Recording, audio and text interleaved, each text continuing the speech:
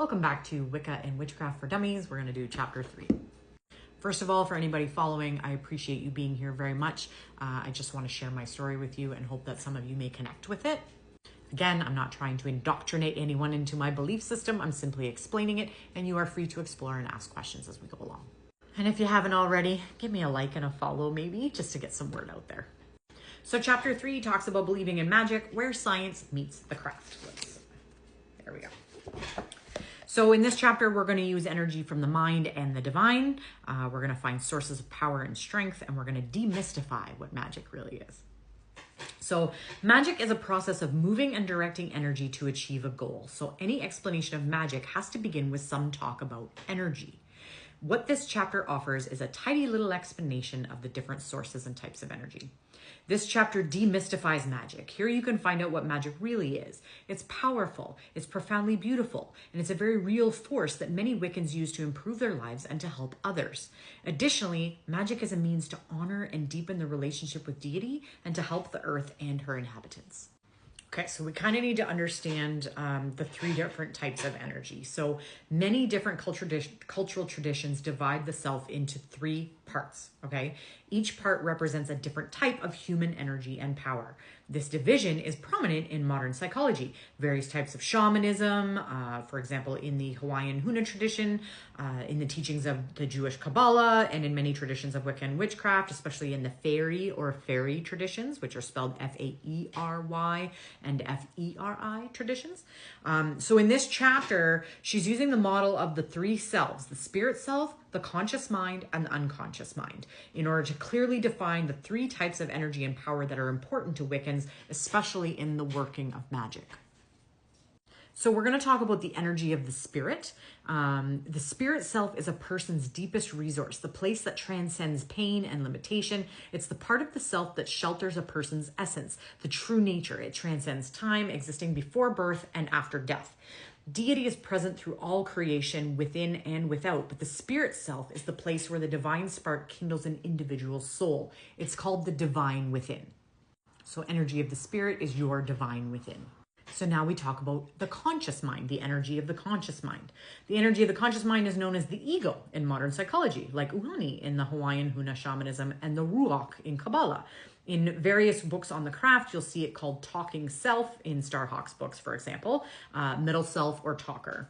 The conscious mind is the part of the mind that functions on an everyday level. The conscious mind experiences the world and communicates with language, words, and numbers.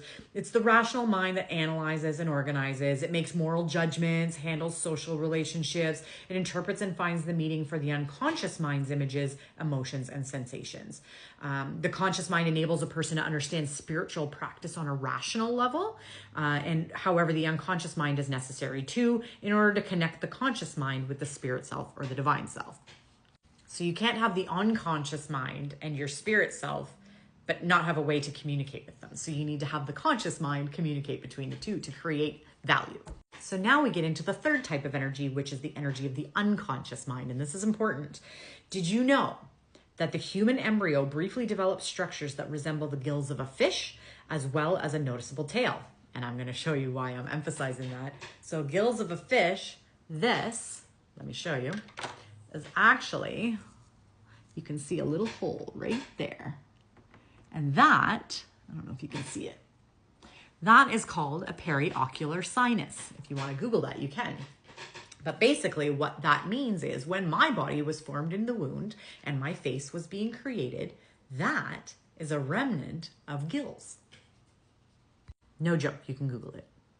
So this short stage of human development in the embryo stage actually dramatically reflects our animal ancestry and our long evolutionary journey. Along with the human body, the mind too contains a remarkable remnant of the ancient past, the collective unconscious, a part of the unconscious mind. The energy of the unconscious mind is known as the id in modern psychology. The Unipili, I believe it's Unipili in Hawaiian shamanism and the Nipeshan Kabbalah. In various books on the craft, you may see it called the younger self. Starhawk's books might call it the low self, the child self, young self, child within, inner child, animal spirit, or fetch. So the personal unconscious is the location of personal information that's outside of the current awareness or consciousness, including memories that a person can call up easily and those buried deep within the mind. The collective unconsciousness, however, is the inherited part of the brain. It holds accumulated knowledge and experiences of all humankind and possibly animals. The collective unconscious mind doesn't have any language skills. It experiences the world and expresses itself in images, emotions, sensations, and dreams. So it uses symbols. A lot of times you'll speak with mediums who will say to you, I can't hear words, I can only hear symbols, because the unconscious mind from the other side can only provide images and not words. So the collective unconscious is what contains our instincts, which are patterns of behavior. Instinct tells a bird to build a nest, a turtle to go to water. Humans also have instinctive ways of behaving. Instincts are ways of acting. The collective unconscious also contains archetypes, which are ways of perceiving things. An archetype is a tendency for humans to represent certain ideas with a specific symbol. These archetypal symbols appear in religions, dreams, myths, and fairy tales throughout all human history. The Earth Mother is an example of an archetype, and a hero is another prime example. So what does all this conscious and unconscious mind stuff have to do with Wicca? Everything. Most of the practices of Wiccan ritual, especially ritual conducted for the purpose of working magic, are done in order to activate the unconscious mind. So ritual, especially the working of magic, is more successful, more effective, and more fulfilling when the unconscious mind is involved. The unconscious mind is very powerful, and the images and symbols and emotions and other information hidden within it are a valuable resource for understanding the self and bringing about change. Now, Wiccans use primal images, things like smells and textures and sounds, to arouse the unconscious mind. Candle flames, incense, stones, drumming, those are some of the traditional elements of the craft that are used for this purpose. Spells are made to rhyme in order to engage the unconscious in the magic. Wiccans often raise power, which means to induce a light trance state in order to activate the unconscious mind for magical work. When we want to perform magic, we want to impart things to happen on this earth. And when we want to do that, we want to tap into the unconscious collective to share that knowledge upwards, to share those wishes upwards, to share that positive energy upwards so that it comes right back down to us. And so the collective energy can learn from it and we can draw from it. Now, you're also going to hear a lot of people talk about their third eye, right? That their third eye can communicate with the collective consciousness. What happens in certain religions when you are young, they attempt to close your third eye because they do not want you communicating with the collective consciousness. You can look that one up. Now, the reason we want to connect with the unconscious mind doing spell work is because arousing the unconscious mind makes a person open to experiencing deity, because the spirit self or the divine self communicates directly with the unconscious mind. You're not going to get a vision or a message from the other side written in front of your face. You're not going to get a phone call on the telephone. You're going to feel that through your unconscious mind, and that's why we do that way. Another reason the unconscious mind is important is because the unconscious mind drives certain behaviors as well as emotions.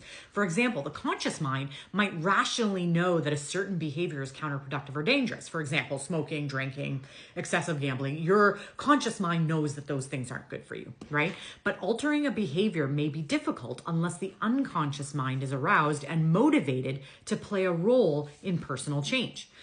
Magic engages the unconscious mind, and then the unconscious mind influences the person to make the magic work. This is the power of suggestion. So the unconscious mind can help generate power to shape and direct energy to change the self or change the world. The collective unconscious may also provide a link to the joined consciousnesses of all humans to the species as a whole. Subtly shifting the energy in the collective unconscious may create change in the world beyond the self. So when we perform magic, we perform it to bring our feelings and our positive energies and our wishes out to the collective self so that others can learn from it and pull from that positive energy, which is why we say love and light, blessed be, all the love and the blessings to you, because all of the blessings from the collective consciousness, we wish those to be endowed upon you. Guess we'll have to do a part 2 to chapter 3.